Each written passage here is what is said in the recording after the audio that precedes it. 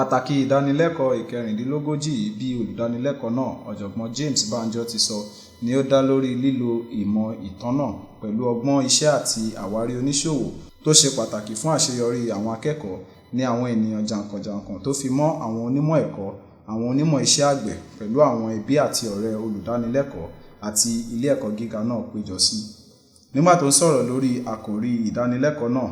lílo ọgbọ́n inú yàrá ẹ̀kọ́ fún ìdàgbàsókè ètò iṣẹ́ àgbẹ̀ ní orílẹ̀-èdè Nàìjíríà, Ọ̀jọ̀gbọ́n James Banjo, ẹni tí ó jẹ́ ọ̀jọ̀gbọ́n ẹ̀kọ́ ọ̀gbìn fún iṣẹ́ ọwọ́ ní ilé ẹ̀kọ́ gíga yìí, ṣàfihàn pé ó ṣe pàtàkì kí a fi ọ̀nà tó yàtọ̀ kọ́ àwọn akẹ́kọ̀ọ́ ní ẹ̀kọ́ ọ̀gbìn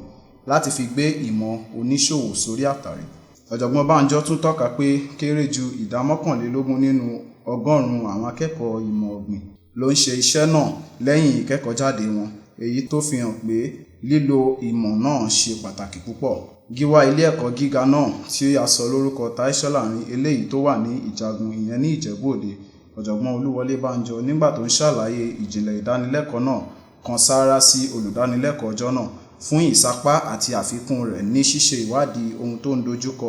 ẹ̀kọ́ ọ̀gbìn ní orílẹ̀-èdè yìí àti wíwá ọ̀nà àbáyọ fún un. Àwọn ẹbí Ọ̀jọ̀gbọ́n James Banjo, nígbà tó ń bayọ̀ fún àṣeyọrí rẹ̀, ṣàpèjúwe rẹ̀ gẹ́gẹ́ bí ẹni àpẹẹrẹ rere.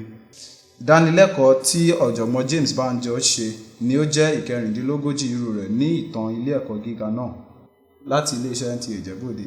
Idanileko Eleekerindinlogoji ló jábọ̀ ìròyìn.